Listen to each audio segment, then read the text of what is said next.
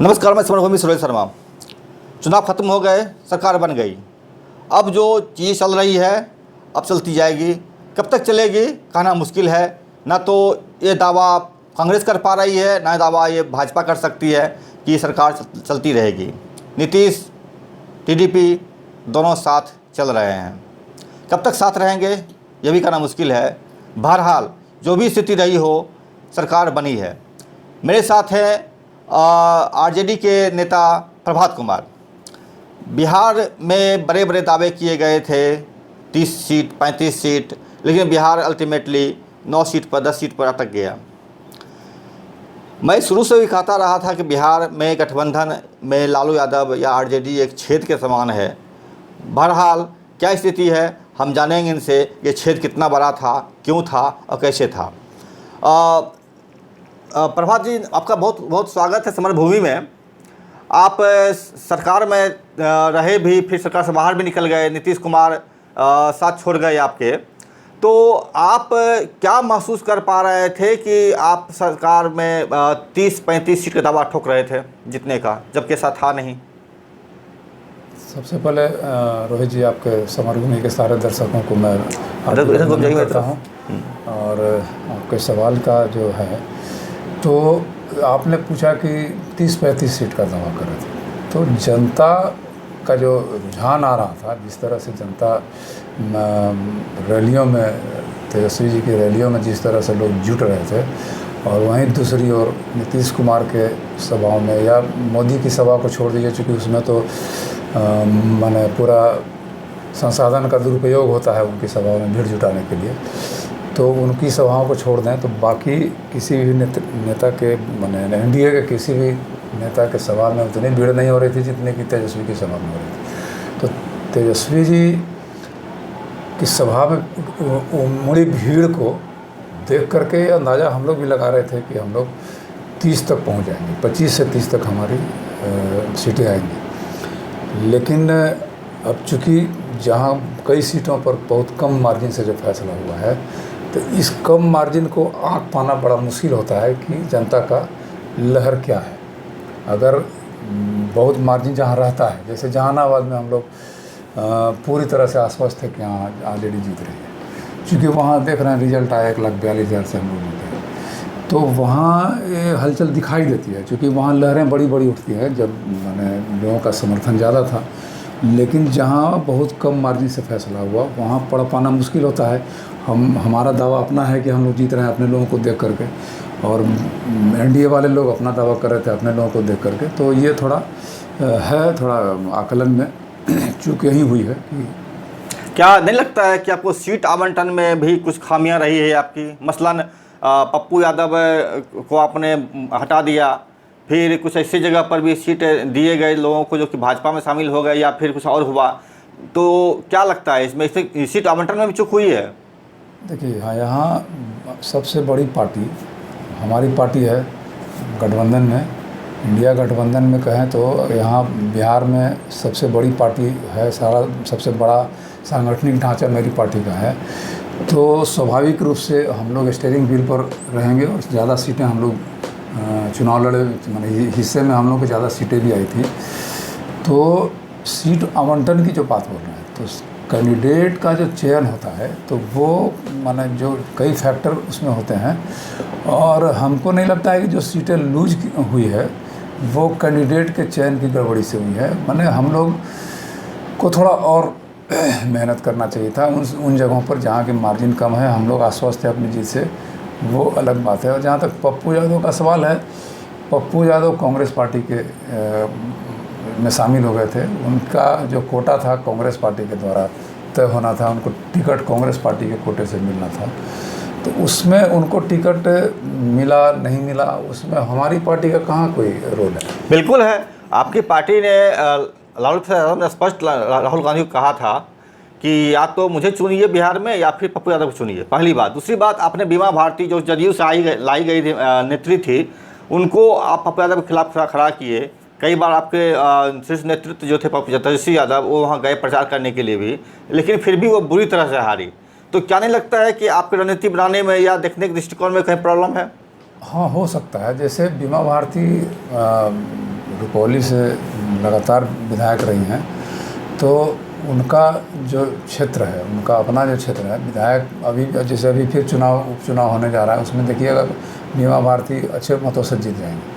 तो उनका जो अपना विधानसभा में जितनी पकड़ है, जितना उनका वोट है, जितने समर्थक लोग हैं, हो सकता है कि उसको हम लोग आंकने में हमारे नेतृत्व के लोग, क्योंकि ऊपर की बात है, हमारे नेतृत्व के लोग जो हैं या माने ऊपर सबसे माननीय लालू प्रसाद यादव जी, माननीय तेजस्वी जी, इन लोगों ने कुछ देखा होगा उनके अंदर, तभी उनका सिलेक्शन किया होगा।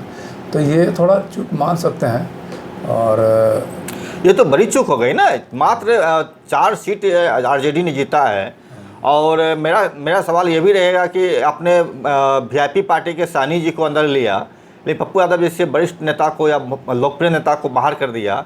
ये तो राजनीतिक सवाल बनता है आपके साथ है पार्टी पर। अब ये देखिए, ये फिर से मैं कह रहा हूँ कि ये शीर्ष नेतृत्व के एक अधिकार का सवाल है।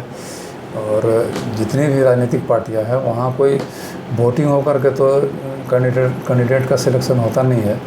तो जो शीर्ष नेतृत्व के लोग, जिसे होता है राजनीति चौसर है, वहाँ आप अपनी परिस्थितियों का जो आकलन करते हैं, अपने संगठन का ढांचा का, राजनीतिक परिस्थिति जो बाहर चल रही है, वोटरों के रुझान का जो एनालिसिस किया जाता है, तो वो एनालिसिस हमेशा सटीक ही बैठे, ये कोई गारंटी नहीं रहती है, कभी कभी चूक होती है। तो लेकिन अब सीट कम आना, अब मान लिया कि कहीं 10,000, 5,000, 20,000 से फैसला हुआ है लोकसभा के चुनाव का, और वहाँ हमारी सीटें कम आई हैं, माने हम लोग हार गए, तो उसको हम लोग नहीं कहेंगे कि माने चयन में गड़बड़ी की गई है, चयन में कमी रह गई है। चूँकि हम यही कह रहे हैं फिर से कि उसमें हम सभी वर्करों को थोड़ा और मेहनत करना चाहिए था उन क्षेत्रों में। एलन मस्क ने कहा था, एलन मस्क ने जो दुनिया के सबसे बड़े मतलब टेक्नीशियन माने जाते हैं, टेस्ला कंपनी के ओनर हैं, जो कि स्पेस एक्स चला रहे हैं, उन्होंने स्पष्ट कहा था कि ईवीएम में गड़बड़ी संभव है। तो आप जो चुनाव हुआ है, ईवीएम का कितना देखते हैं दोष इसमें, या काउंटिंग में जो क्या हुआ था उसका देखते हैं?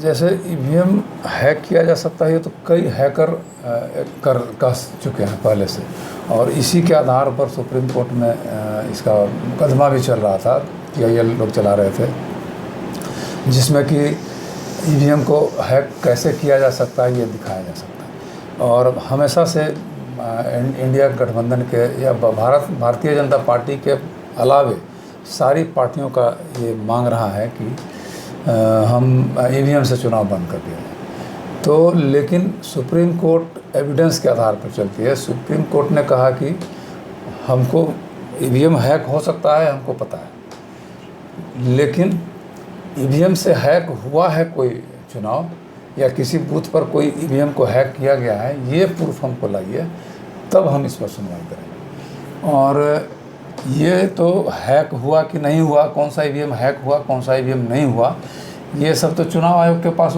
सारी प्रॉपर्टी ईवीएम जो है सो चुनाव आयोग की है। और चुनाव आयोग ने अपने किसी ईवीएम को किसी हैकर के या किसी चुनाव या सुप्रीम कोर्ट में देने से मना किया, तो जिसके कारण वो उसका एक अधिकार था, वो नहीं दे सकता था, तो नहीं दिया। या बोलता है कि डाटा इतने दिनों के बाद डिलीट हो जाता है, तो डाटा डिलीट हो गया भाई, कुछ रहा ही नहीं, तो आप उसको जांच नहीं कर सकते हैं। तो गड़बड़ी की शिकायत है, गड़बड़ी किया जा सकता है, ये तो तय है। लेकिन इस बार चुनाव में, हर बार चुनाव में ये आती है बात की गड़बड़ी हुई है, हो सकता है इस बार भी गड़बड़ी हुई है। आप चुनाव आयोग की निष्पक्षता पर कितना विश्वास करते हैं? क्योंकि उसने डाटा भी बहुत देर से दिया है, 11 दिन ये एक है जैसे मैंने बात, जो चुनाव आयोग द्वारा डाटा निर्गत किया जाता है कि कितना प्रतिशत वोट हुआ, ये संदिग्ध विषय है। क्योंकि पहले जब पोलिंग एरिया बैलेट से वोट होता था, उस समय भी शाम 8 बजे, रात 8-9 बजते ये सब जगह हो जाता था कितने प्रतिशत वोट हुआ। अभी इलेक्ट्रॉनिक मशीन से वोटिंग हो रही है, वो एक बटन दबाते पता लग जाएगा कितना वोटिंग हुआ है। तो हालांकि इसमें भी जो वोट पोलिंग का जो डाटा जाता है वो रिटर्न ही होता है, क्योंकि ईवीएम में जो वोट पड़ा से तो कैद हो गया। अब यहाँ जो जो रिकॉर्ड मेंटेन करते हैं प्रिजाइडिंग ऑफिसर, वो तो रिटर्न ही रहता है कितना वोट पड़ा। काउंटिंग के समय ईवीएम का जो मशीन है वो काम करता है, कितना वोट काउंट करना है वो जल्दी हो जाता है। तो लेकिन एक भी बार होना चाहिए, ये 3 बार डाटा ये लोग दे रहे हैं चुनाव आयोग वाले, ये समझ में नहीं अभी तक आ रहा है कि उनको 3 बार डाटा देने की क्यों ज़रूरत पड़ रही है। तो ये संदिग्ध विषय है। चुनाव आयोग ने आलोचना किया है, खुद को अनुभवहीन बताते हुए कहा है, जबकि ये 70 साल का लोकतांत्रिक देश है, यहाँ पर चुनाव हर 5 साल में होते हैं या हर साल चुनाव होता रहता है, वहाँ चुनाव आयोग भी अनुभवहीन है। ये भी बड़ा आश्चर्य की बात है। उसने कहा था कि इसे हमें अनुभव नहीं था 7 चरण में चुनाव कराने का, जिस कारण बहुत सारा लोग मारे गए, चुनाव अधिकारी जो थे वो मर गए, या और भी कुछ दिक्कतें समस्या सामने आई। तो आप ये 7 चरण के चुनाव को जो किया गया है ईवीएम के रहते हुए भी, कितना समझते हैं इसको 1 चरण में किया जा सकता था? हाँ, चुनाव देखिए, चुनाव तो ये सरकार का जो मशीनरी है उसके ऊपर निर्भर करता है। आप चुनाव आखिर सारे लोगों को डिप्यूट किया जाता है, वोट हर बूथ पर तो अलग अलग लोग जाते हैं। 2-3 महीने लगातार चुनाव चल रहे हैं, लंबा ड्यूरेशन। वही बात बोल रहा हूँ कि जैसे कोई भी जो चुनाव में कर्मचारी जो जाते हैं तो वो हर बार एक ही चुनाव में भाग लेते हैं, उनको अलग अलग जगह पर सिर्फ सशस्त्र बल के लोग हैं वही विभिन्न चुनाव क्षेत्रों में मूव करते हैं। तो एक ये बड़ी समस्या है, जब से जैसे जैसे चुनाव में धन बल और बाहुबल का माने उपयोग होने लगा, वैसे वैसे धीरे धीरे ये होने लगा कि माने सुरक्षा एक बड़ा मुद्दा हो गया चुनाव में, माने शांतिपूर्वक चुनाव कराना। और उसके लिए जो फोर्स चाहिए तो उतना फोर्स एक बार में डिप्लॉय करना सरकार के हमको नहीं लगता है बस में है, और इसलिए वो लोग कई चरणों में चुनाव करते हैं। और ये अगर चुनाव आयोग बोलता है तो ये बहुत ही माने क्या कहेंगे, माने भद्दी बात है, या कहिए कि बहुत ही हल्की बात है कि कह रहे हैं कि हमको अनुभव नहीं है। हर साल चुनाव 7 चरणों में, 8 चरणों में, 6 चरणों में होता है, ये कोई पहली बार नहीं हुआ है। और इसके लिए उन लोगों को सही तर्क देना चाहिए। चुनाव मैंने कितने चरणों में हम लोग करा रहे हैं, इसके पीछे एक और एक मात्र कारण मुझे जो समझ में आता है वो फोर्स के डिप्लॉयमेंट का मामला, सुरक्षा का मामला, सुरक्षा का मामला, और कोई बात। सरकार बन गई है, लेकिन एक सवाल और रहेगा बिहार से। बिहार क्रांतिकारियों का भूमि रहा है। बिहार में सांप्रदायिकता और जैसे नारे या राष्ट्रवादी से नारे बहुत मतलब पिछले माने जाते हैं। एक ऐसी क्रांतिकारियों की भूमि में ऐसा क्या हुआ है जो भाजपा जीत गई है, जैसी सांप्रदायिक पार्टी? जैसे देखिए, बात क्या है ना कि जनता इतनी भ्रमित है। जैसे अगर इसको किसी भी लेवल में देखिए, आज राष्ट्रवाद का मुद्दा है तो वो भाजपा दिखा रही है कि हम राष्ट्रवादी हैं। अम्बेडकर जी के वो मानने की बात है तो भाजपा दिखा रही है कि हम सबसे ज़्यादा अम्बेडकर को मान रहे हैं। गांधी जिनकी हत्या संघ वालों ने कराई, और गांधी का नाम लेने में वो सबसे आगे हैं, आपसे ज़्यादा, मतलब जो क्रांतिकारी जिन्हें आप कह रहे हैं उनसे ज़्यादा वो उनका नाम लेने में। एकमात्र जो है वो लोग मार्क्स और लेनिन और एंजल का नाम लेने में, या मार्क्स माने कम्युनिस्ट विचारधारा के लोगों का नाम लेने में भाजपा वाले डर माने खाली कतराते हैं। उनका नाम उनको आत्मसात नहीं करते हैं कि माने हम उनका समर्थन करते हैं। नहीं, ऐसा नहीं है। मैं बता दूं आपको, उत्तर प्रदेश के विधानसभा चुनाव में जो पिछले बार हुआ था, मतलब जब पहली बार किया गया था, वहाँ पर योगी सरकार बनी थी उस टाइम में, उसने खुद को मार्क्सवादी बताया था। तो इसलिए ये बात सही नहीं है। मैं कन्फर्स करना चाहिए, अगर कोई भाजपा का कोई एक लीडर अगर अपनी बात रख देता है कि हम मार्क्सवादी हैं, हो सकता है वो कभी मार्क्सवादी विचारधारा कर रहा हो और वो मोदी ने खुद कहा है। अच्छा, मोदी कुछ भी कह सकते हैं वो। अच्छा, मोदी कुछ भी कह सकते हैं। अपने को पठान का बच्चा बोलते हैं, है ना। अपने को बोलते हैं हम तो ईद में मेरे यहाँ खाना नहीं बनता था, नॉन बायोलॉजिकल है। हाँ, और दूसरी तरफ वो मुसलमानों को भीड़ में उनके कपड़े से पहचान लेते हैं। तो ये उनके बातों पर मैंने उनको सीरियसली नहीं लिया जा सकता। सोचने की जरूरत नहीं उनको है। ये मेरा एक स्पष्ट करना था एक और चीज़ पर, ये नीतीश कुमार को आप साध नहीं पाए और नीतीश कुमार आपको छोड़ के चले गए एनडीए गठबंधन के साथ में।